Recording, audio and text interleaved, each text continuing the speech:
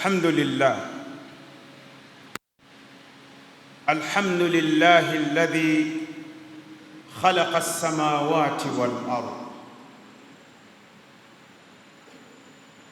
وجعل الظلمات والنور، وأشهد أن لا إله إلا الله وحده لا شريك له، وأشهد أن محمدًا عبده ورسوله وحبيبه وخليله، محمد بن عبد الله بن عبد المطلب صلى الله عليه وآله وسلم وعلى أهله وصحابته الكرام رضي الله تعالى عنهم أجمعين. عباد الله رحمكم الله، أوصيكم ونفسي بتقوى الله عز وجل. يقول المولى عز من قائل بعد أعوذ بالله من الشيطان الرجيم: يا أيها الذين آمنوا اتقوا الله حق تقاته ولا تموتن إلا وأنتم مسلمون.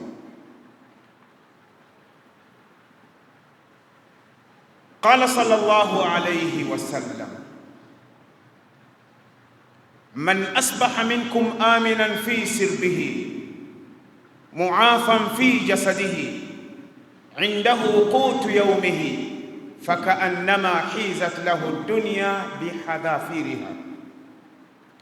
Mtume anasema sallallahu alayhi wasallam, Muislamu ikiwa ataamka ameshinda kutwa nzima, ameamka asubuhi, pale alipo pana amani, pana utulivu, amepata angalau chakula kidogo na ana afya angalau, basi Mtume Muhammad sallallahu alayhi wasallam akasema fakaannama hizat lahu dunya bihadhafiriha, huyu ni sawasawa ambaye amepewa utajiri wa dunia na vilivyomo, afya na amani.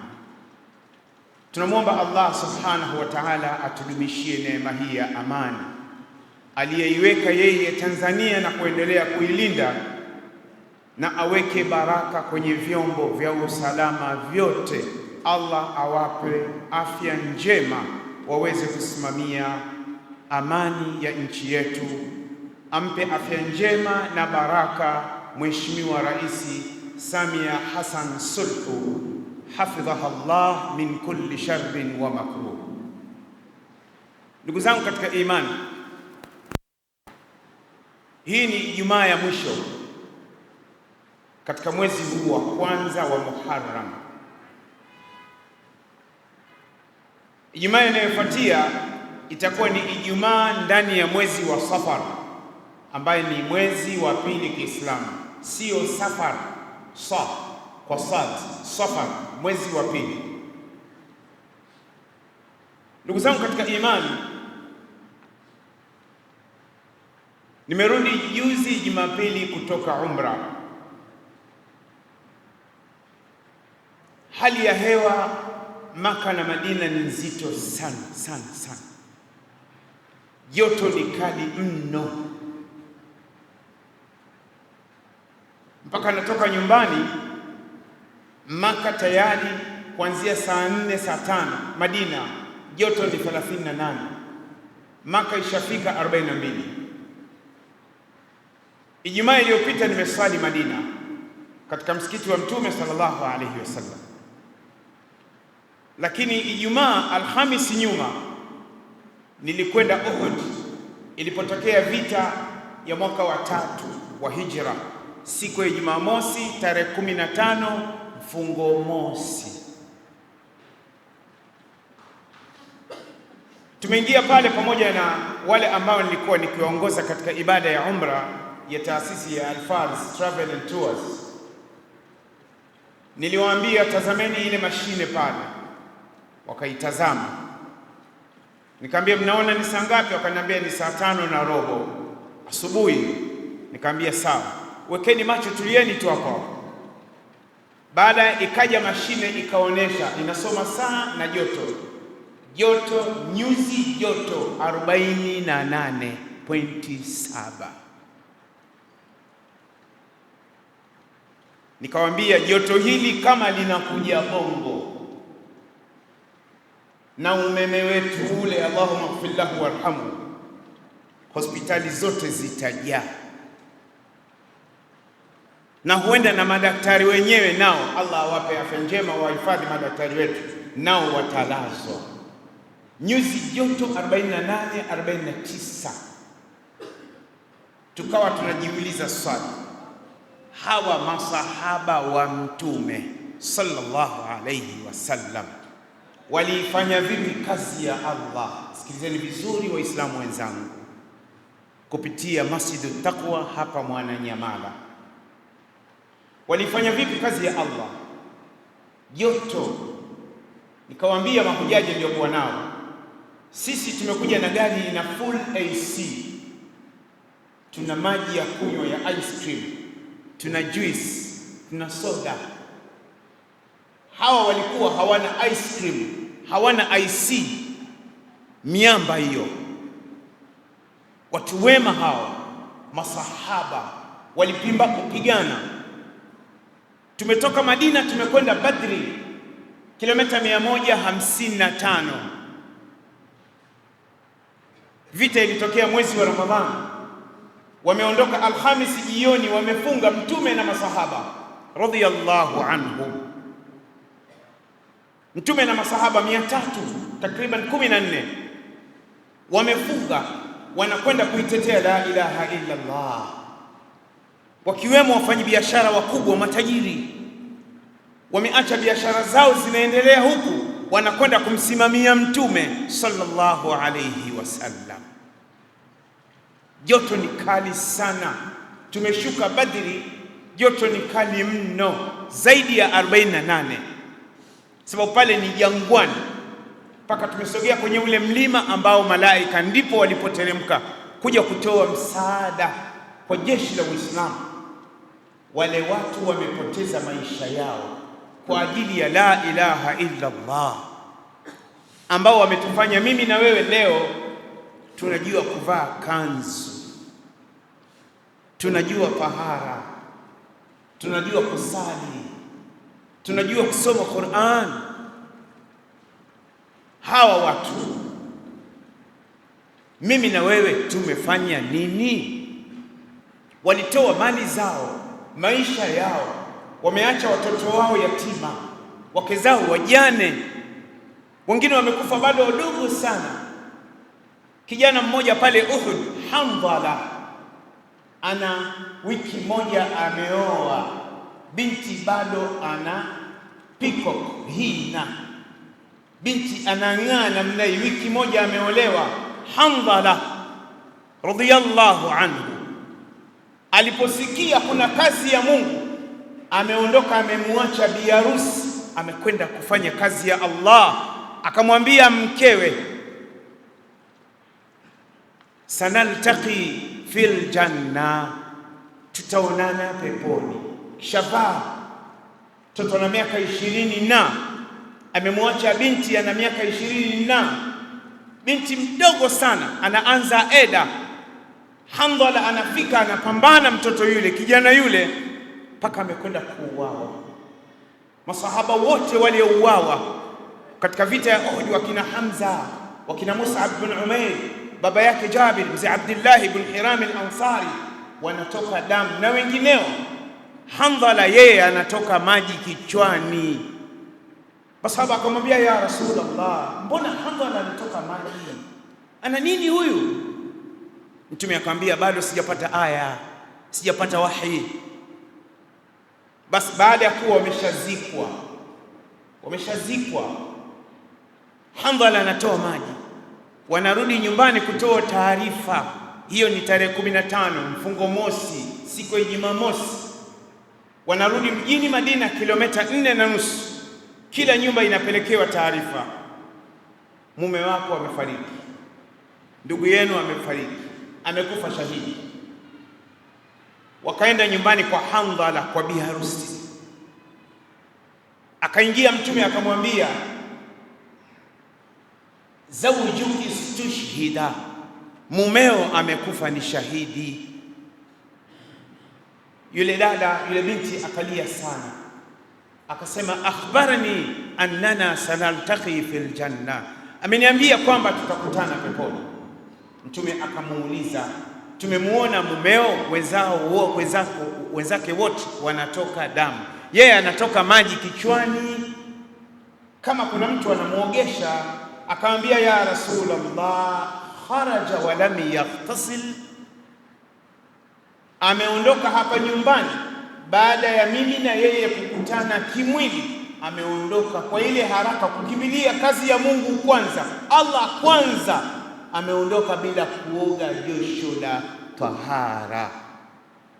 Tume pale pale akasema ghasalatuhul malaika, Hanzala ameoshwa na malaika radhiyallahu anhu. Ndio maana Mtume akampa jina la AK, ghasilul malaika Hanzala, jina zuri sana, sio Hanzala. Hanzala, kipata mtoto wa kiume mwite Hanzala, jina la historia. Hawa watu wamefanya kazi wakati mgumu mno, sana sana sana, viki mno. Leo nyinyi Waislamu mnaambiwa toweni mali zenu kwa ajili ya Allah, toweni sadaqa. Angalieni misikiti, angalieni umeme, angalieni kazi za Allah, waangalieni maimamu wenu, angalieni madrasa za kusoma Qur'an, waangalieni walimu wa Qur'an, angalieni khairat. Tumekuwa na mdomo mwingi sana. Msikiti wa Madina jana ilikuwa ni Alhamis na Jumatatu Madina, na masiku meupe kila mwezi 13, 14, 15. Msikiti wa Madina na Maka watu wanafutarishwa bure, yanatandikwa mabusati yale makapeti meupe, unafutarishwa, na kuna mfuko umeandikwa iftaru saim, kumfutarisha aliyefunga. Umefunga hukufunga, unakaribishwa, ya haji taani hina ijlis hina, yalla ijlis. Unakaa chini, unapewa mle ndani, mna juice, mna mtindi, mna mkate, mna tende, mna maji ya kunywa. Wallahi, baadhi yetu wengine wanaondoka na vifuko 4, 5 kwa sababu watu wengine wanakwenda, hali ni ngumu. Wengine pale pale Madina hali zao ni ngumu. We kazi yako kula. Baada ya swala utakuta kwenye nguzo kuna chupa za chai. Ukienda wanakuuliza tabga gahawa wala shai, unataka kahawa au chai? Abgha gahawa, unapewa kahawa. La abgha shai, unapewa chai. Kunywa bure, umeshalipiwa akhera. Watu wanataka kazi ya Mwenyezi Mungu. Waislamu wenzangu, na kuulizeni Bongo, Waislamu wa Bongo, tumejiandaa vipi? Na ndio maana tukawa tunasema, ndio maana hawa watu huku mambo mengi Mungu anawafungulia sadaqa. Toweni sadaqa, jengeni misikiti, imarisheni misikiti. Tulipokwenda pale Uhud joto 48 49, tumeingia serikali ya Saudia, hukumatul mamlaka, khadimul haramain Muhammad bin Salman wa waliyu ahdi wa man ma'ahum, banaw masjidan fakhiran mumtazan hilwan. Umejengwa msikiti wa kifahari unaitwa Masjidu Shuhada. Pale ulipojengwa ule msikiti ndipo alipotolewa utumbo Hamza, na yule bwana aliyekuja akamuua Hamza. Umejengwa msikiti, mle ndani tumeingia, ni baridi sana, raha, msikiti smart safi, mazulia smart safi, watumishi, friji zimejaa chupa za maji, lakini wameandika khudh wahidatan, chukua chupa moja, kwa sababu tunajulikana kuna mtu akiingia pale na mfuko wa rambo anaondoka nazo zote. Khudh wahidatan, chukua mmoja, waachie wengine. Friji zimejaa, bado misikiti ya mjini, ya mitaani, friji zimejaa maji, juice. Waislamu wenzangu, tujenge tabia ya kutoa sadaka. Nimewahi kwenda Sudan kufanya kazi na Africa TV, Kanati Afrika. Nishakwenda Sudani mara 2, mwezi mmoja nakaa. Subhanallah, Sudan Khartoum, aada Allahu Sudan kama kanat wa radda Allahu alladhina kafaru fi Sudan bighaidhihim lam yanalu khaira. Sudan ilikuwa ni nzuri sana, mji wa amani, neema, raha, unatembea usiku Sudani unavyotaka, Khartoum. Lakini wapo wale ambao wanaotumwa kutoka Ulaya walichochea sana, wakaichochea sana Sudan, wakadhani ati serikali na makosa, hawafai, waondolewe. Sudani haikibiliki. Ndugu zetu Sudani wamekimbia mali mbali mpaka leo ndani ya Tanzania. Kwa mimi ninapowaona wa Sudani Tanzania, huwa nawaombea dua, na kwa sababu wanazungumza Kiarabu na mimi nazungumza Kiarabu, huwa nasalimiana nao, na baadhi yao huwa nawaambia aada Allahu Sudan kama kanat, wanasema amin. Wengine wanatikisa kichwa. Sasa Sudani walikuwa na tabia moja, baada al-maghrib Khartoum, nikishamaliza vipindi na Kanati Afrika ya kurekodi, maghrib na isha na kazi zangu msikitini, Sudani walikuwa na kawaida kwenye kona kama hivi, unakuta kuna watu wamekaa kwenye viti wanasomeshana Qur'an, raha sana. Wakimaliza kusomeshana Qur'an, anakuja mtu anagawa chai msikiti mzima, chai ya maziwa ya rangi, mkate, siyo sambusa, watu wanakula. Ile ni dua, ni sadaka. Tujenge tabia hii. Sasa ndugu zangu katika imani, Muharram unaondoka, tunafanya nini? Barakallahu li wa lakum bil Qur'ani al-azim wa nafa'ani wa iyyakum bil ayati wa dhikri al-hakim. aqulu qawli hadha wastaghfirullah li wa lakum wa lisa'iril muslimin fastaghfiruhu innahu huwal ghafurur rahim.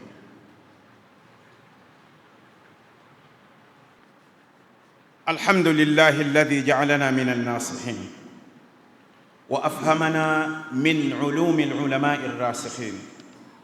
Ashhadu an la ilaha illa Allah wahdahu la sharika lah wa ashhadu anna Muhammadan abduhu wa rasuluh. Ndugu zangu, hotuba yangu kwanza kama utangulizi, nimeona niwakumbushe tubadilike, Waislamu wa Tanzania, mikoa yote ya Tanzania, wilaya zote za Tanzania, tarafa za Tanzania, kata za Tanzania, vijiji vya Tanzania, mitaa ya Tanzania, marafiki kwa marafiki, tuwe na makundi na magrupu ya kutoa sadaka. Maji. Wallahi, kuna mtu unampa chupa ya maji, hana uwezo wa kununua maji. Hotuba yangu ambayo nakusudia niizungumze, baadhi ya mambo tunayoyafanya ni sababu ya adhabu ya kaburini. Haya mambo sio kwamba mimi shekhe simo, kama nitayafanya nimo, na adhabu ya kaburi itanipata kama nitaifanya. Allah atulinde na atuepushe na adhabu ya kaburi. Ndugu zangu katika imani, huwezi amini kwamba kaburini kuna adhabu, subiri ufe. Kaburini utadundwa tu, lazima udundwe na hutoboi.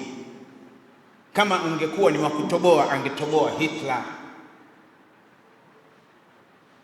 angetoboa Firaun, alidai yeye ni Mungu. Yuko wapi Firaun? Qarun, mwamba alikuwa na hela. Siku ya birthday yake Qarun, hela aliyokuwa nayo, Qur'ani inamsifia, wa inna mafatihahu latanu bil usba. Funguo za strong room, pesa ya Qarun, wanatafutwa vijana ambao wamejazia mishipa wenye afya, sio nyie mnaokwenda gym. Mnakwenda gym kujaza nyama zi. Leo natoka msikitini, nimekutana na kijana mmoja, mtu mmoja anakimbia na music instrument zinampigia, ameweka kwenye sikio. Mnajua hawa watu wanaokimbia barabarani mpaka kule kwenye maholi ya gym hawawezi kufanya mazoezi mpaka wakate viuno, wanacheza. Kwa maana si mazoezi, ni music.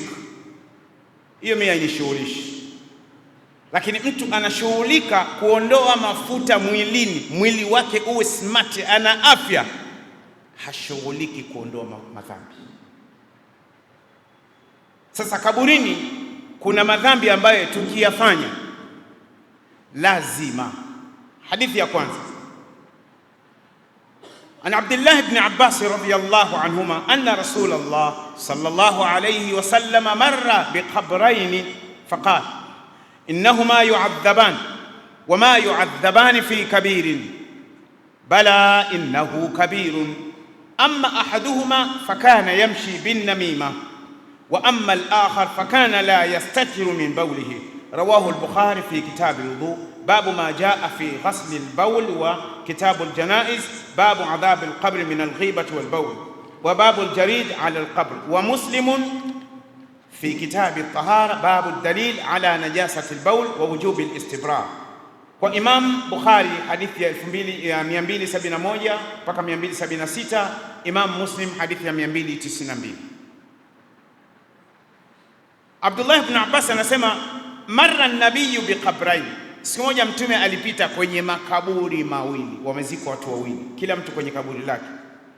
Faqala, akawaambia mtume masahaba, innahuma, mnayaona haya makaburi mawili, yu'adhabani, sasa hivi wanapata kichapo, wanaadhibiwa, wanapigwa, wanachomwa moto kaburini.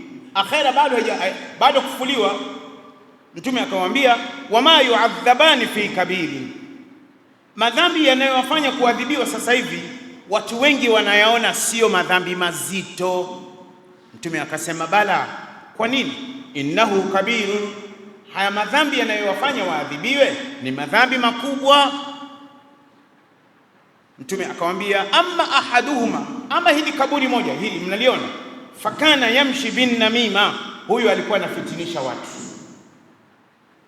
anafitinisha watu, watu wanagombana kwa sababu yake yeye, watu wanaharibu nchi kwa sababu yake yeye,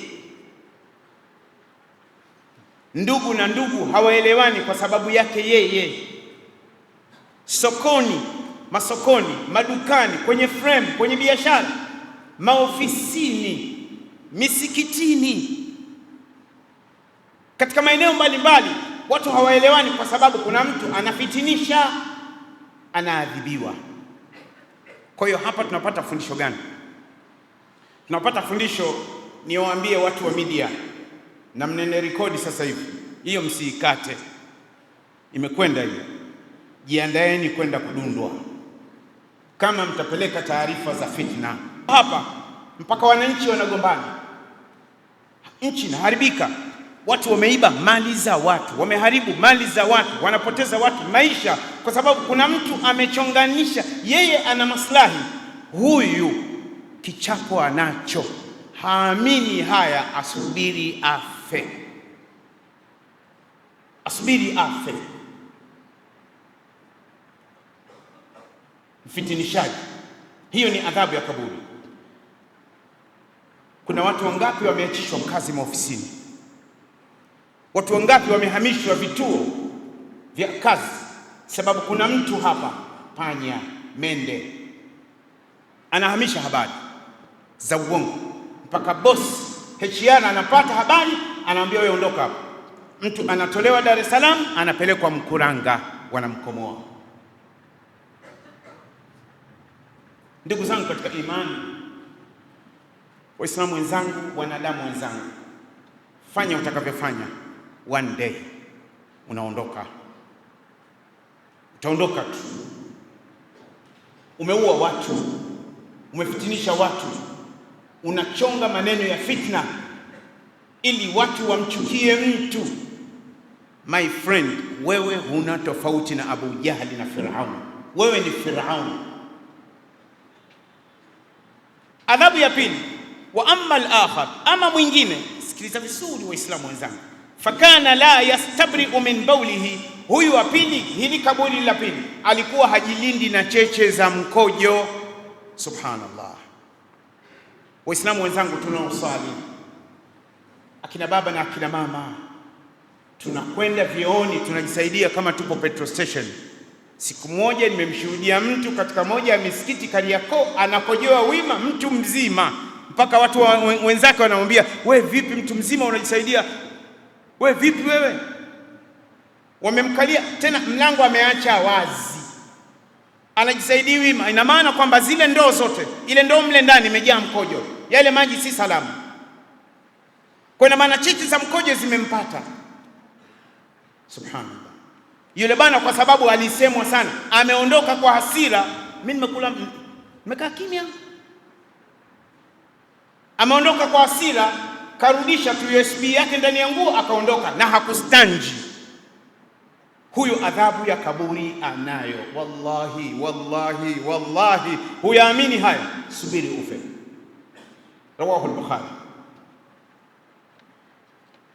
Ndugu zangu, akina mama, akina baba, tunapokwenda washroom, hammamat, tunapokwenda maliwatoni, tuwe makini na cheche za mkojo. Wallahi, cheche za mkojo, kila ilipogusa tone ya mkojo, wallahi utachomwa na moto. Mara nyingi ninapokuja, ni leo tu, mara nyingi ninapokuja huwa napita na bajaji. Kuna ndugu zetu wamezikwa kwenye haya makaburi jirani. Hivi najiuliza swali, hawa jirani wanaoishi na makaburi haya wana mazingatio gani? Wanaoishi na makaburi ya Kisutu wana mazingatio gani? Wanaoishi na makaburi hapa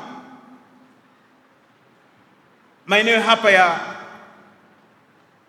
Makuti kuna mazingatio gani? Mazingatio hakuna. Unakwenda makaburini, kumejaa chupa, kumejaa vitambaa vya kundu, kumejaa vitambaa vya blue. Yaani unakwenda kukuta vitu vya ajabu, mifupa, kichwa cha kuku unakikuta kaburini.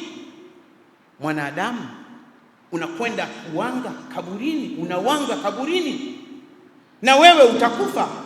Watu wa Kigoma wanasema unasambira, msambizi wewe, kaburini unawanga. Subhanallah, subhanallah. Wajaat kullu nafsin ma'aha sa'iqun wa shahid. Wajaat kullu nafsin ma'aha sa'iqun wa shahid. Wajaat kullu nafsin ma'aha sa'iqun wa shahid.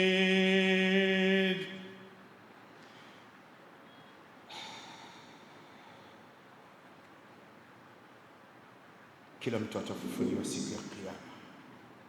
Wallahi, sa'iq, nyuma kuna malaika. Wa shahid, anafufuliwa, ana sanda ya mtu aliwanga nayo. Anafufuliwa, ana kucha za mtu anazo. Anafufuliwa, ana mtu anasema, anapiga kelele siku ya Kiyama, ya Rabbi, huyu ndiye aliyeniroga, huyu ndiye aliyenikata kucha usiku. Ardhi inatoa ushahidi, yauma idhin tuhaddithu akhbaraha bi anna rabbaka awha laha.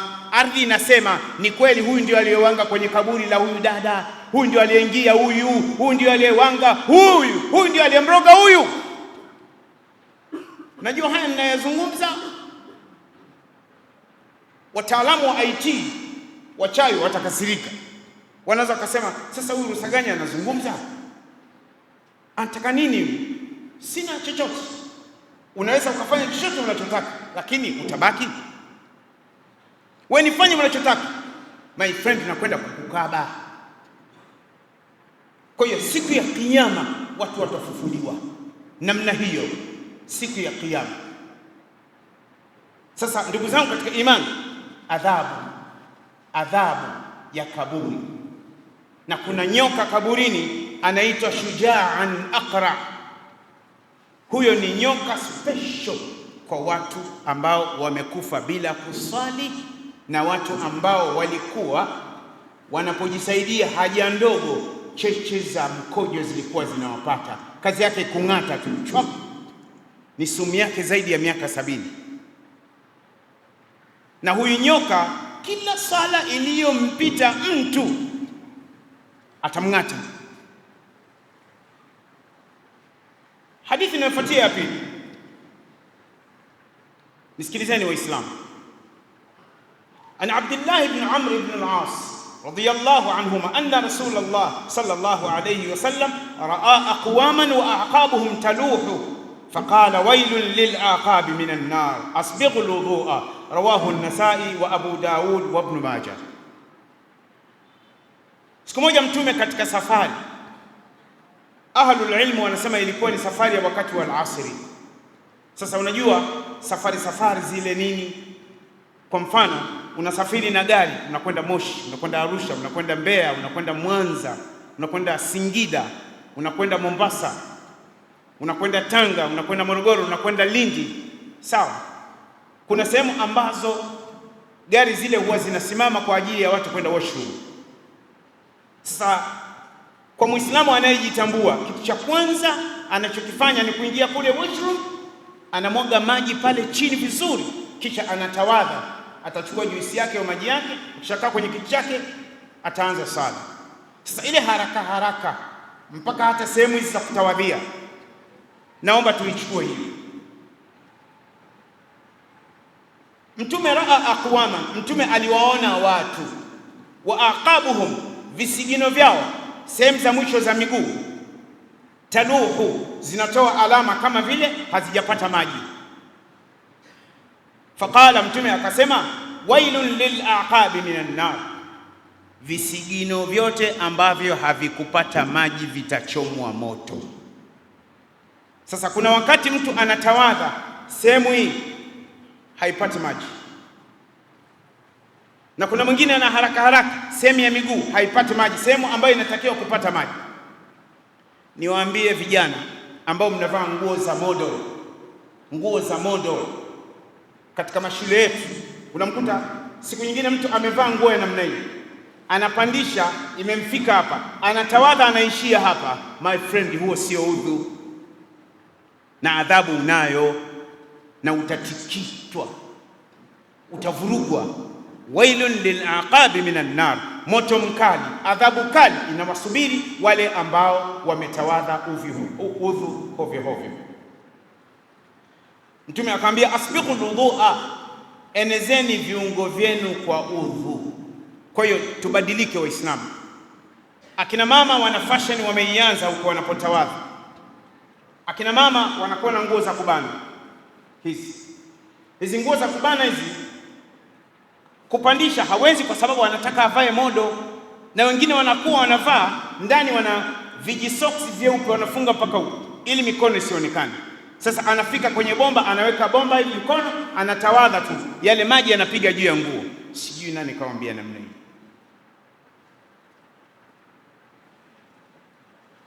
Haya, hadithi ya mwisho nimalize hotuba yangu. Ana Ali ibn Abi Talib ibn Abd al-Muttalib ibn Hashim radiyallahu anhu.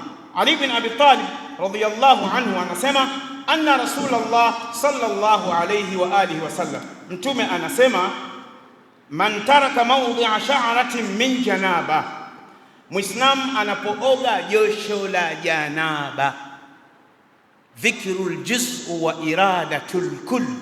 Watu wa balagha wanasema dhikrul mahalli wa iradatul hal. Mtume ametaja hapa ni josho la janaba, yani Muislam ambaye ameoga josho la janaba, Mtume akasema ile sehemu unywele wake haukupata maji, au sehemu ya kichwa haikupata maji, ima kwenye mikono hapakupata maji, lam yaghsilha, hapakuosha hapa, yani hakupaosha, Mtume akasema fuila bihi kadha wa kadha, Mungu atamfanya hivi na hivi, minan nar, katika moto. Qala Ali bin Abi Talib radhiyallahu anhu akasema, famin thamma, tangu siku hiyo nilipomsikia mtume anasema namna hiyo, ikiwa mtu ameoga sehemu ya nywele haikupata maji, adaitu sha'ra ra'si, nilikuwa tayari nimejenga umakini na kichwa changu.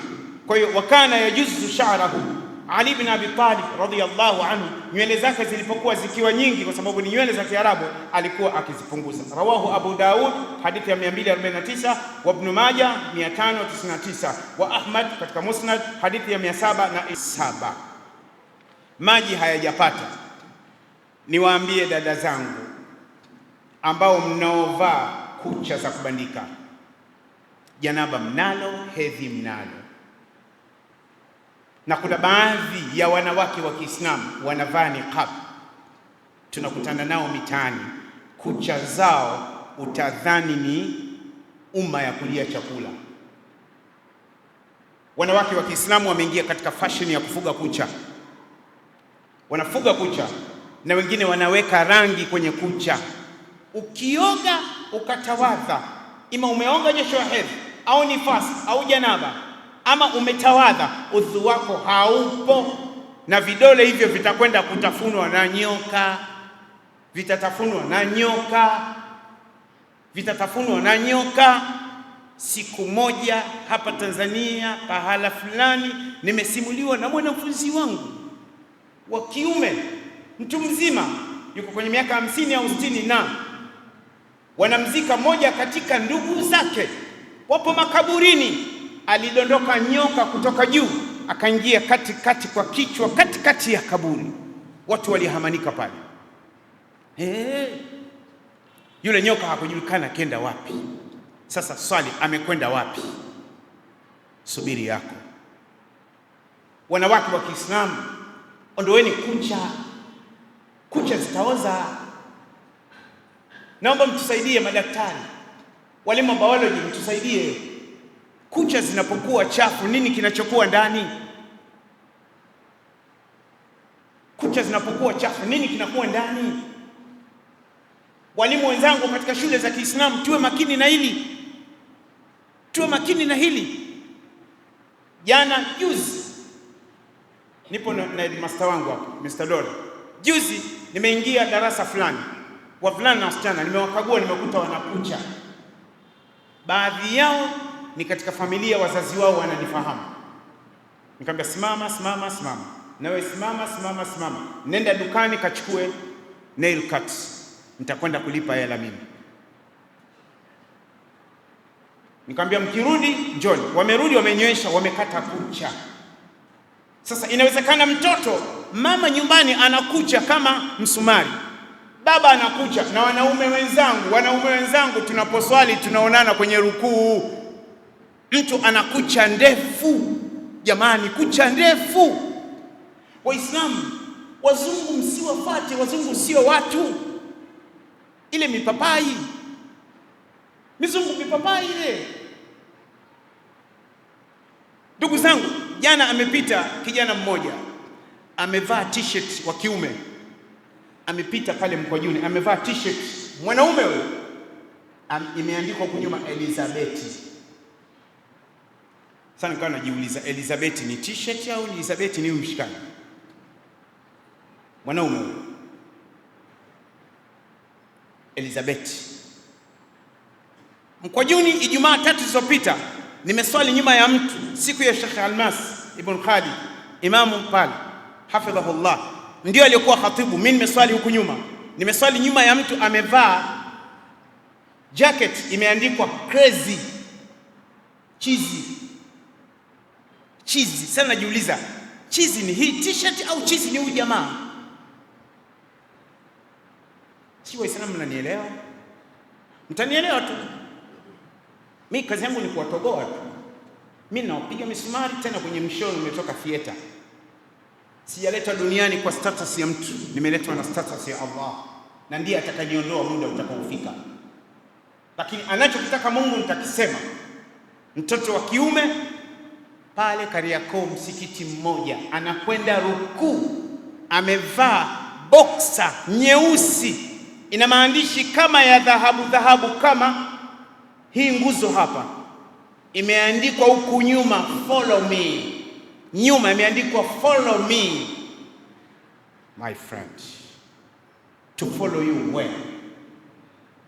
There. Mwanaume huyo.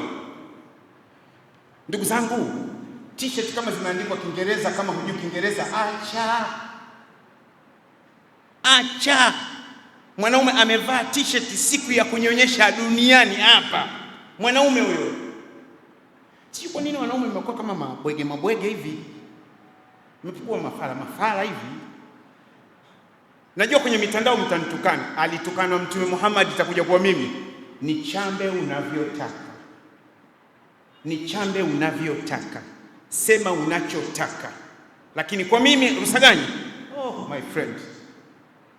Na kunywa chai tu. Nacheka sana. Jana nilikuwa naangalia video moja, jamaa wanavyo comment, nimecheka sana. Jamaa wanavyo, unacheka nini? Ambao utawafanya nini? Mtume aliambiwa mwenda wazimu. Mtume aliambiwa chizi. Mtume aliambiwa mganga wa kienyeji. Mtume aliambiwa hana akili. Mtume akaambiwa mwanga. Mtume akaambiwa ni mgumba wakati ana watoto 7. Je, mimi itakuwaje? Mimi nitaambiwa shekhe ubwabwa. Nitaambiwa shekhe ubwabwa mweupe.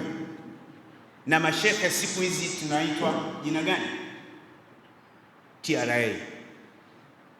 Mashekhe.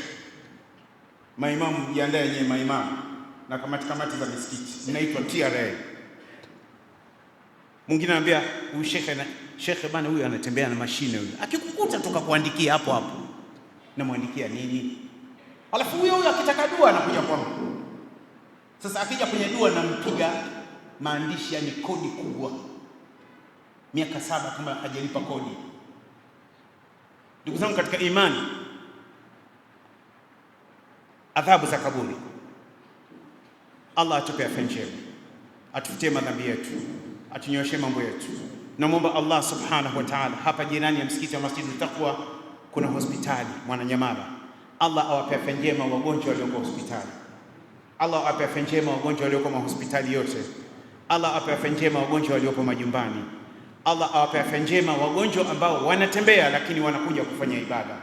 Allah tufungulie riziki zetu ya Rabbul Alamin, tufungulie riziki zetu ya Rabbul Alamin. Wale ambao waliopo katika mizunguko ya kutafuta riziki zao, ya Allah wafungulie riziki zao. Akina baba na akina mama wote wapate riziki zao za halali ya Rabbul Alamin. Allah, tunakuomba amani katika nchi yetu, uturuzuku amani katika nchi yetu, utupe utulivu katika nchi yetu. Tunakuomba umlinde rais wetu, umwepushe rais wetu mpaka astafu akiwa salama, yeye pamoja na familia yake ya Rabbul Alamin. Ya Rabbul Alamin, anatafutwa sana, anatukanwa sana, ananyanyaswa sana, anadhalilishwa sana, na unawajua wanaofanya hivyo, na kuna wengine hawasemi, wanamchekea lakini ni wabaya. Allah unawajua, mlinde rais wetu, yeye pamoja na baraza la mawaziri. Allah, waziri wa mambo ya ndani, naibu waziri wa mambo ya ndani, wape afya njema, wape umakini, afya katika mwili, wawe wakali kwa watu wakorofi wa amani ya nchi yetu. Allah, wape afya njema watu wa usalama. Allah, wape afya njema watu wa usalama, wasimame imara, wasicheke na mtu atakayeleta ndondo ya barabarani, wamtie adabu. Wa Tanzania tubakie salama ya Rabbal Alamin. Wanadamu hatujui thamani ya neema, hatujui thamani ya neema. Naomba dua hii nikiwa katika mimbar ya Masjid Taqwa. Ya Rabbi, hawajui thamani ya neema hii. Allah, nakuomba mama akimaliza muda wake, tuletee mwamba aje atukabe, mlete mwamba aje atukabe. Hata ukivaa kofia uulizwe risiti, ukitaka kwenda chooni uulizwe risiti, umelipia hujalipia, lete mwamba na makao makuu yapeleke Kigoma. Tunakuomba ya Rabbul Alamin, tuje tutiwe adabu wa Tanzania, tutiwe adabu wa Tanzania. Wa Tanzania ni kunguru, vijoro, hawana adabu. Allah, lete mwamba kama mwamba ulioondoka ule. Watu wote walikuwa wanapiga simu chooni na walikaa kimya. Ukisema nya, kiroba kimekuta Ocean Road huko. Watu walitia adabu, watu walikula miogo ofisini, watu wa ofisini walikula miogo. Allah, lete mwamba, tukumbuke thamani inna Allaha malaikatahu yusalluna ala nabi ya ayyuhalladhina amanu sallu alayhi wa sallimu taslima. Allahumma salli ala Muhammad wa ala ali Muhammad kama sallaita ala Ibrahim wa ala ali Ibrahim wa barik ala Muhammad wa ala ali Muhammad kama barakta ala Ibrahim wa ala ali Ibrahim innaka Hamidum Majid. Warḍa Allahumma an jami'i sahabati Rasulillah Abu Bakr radhiyallahu anhu, عمر رضي الله عنه، عثمان رضي الله عنه، علي رضي الله عنه، وعن سائر أصحاب رسول الله أجمعين. ربنا آتنا في الدنيا حسنة وفي الآخرة حسنة وقنا عذاب النار. عباد الله رحمكم الله، إن الله يأمر بالعدل والإحسان وإيتاء ذي القربى وينهى عن الفحشاء والمنكر والبغي يعظكم لعلكم تذكرون. أقم الصلاة. Vijana pandisheni suruali.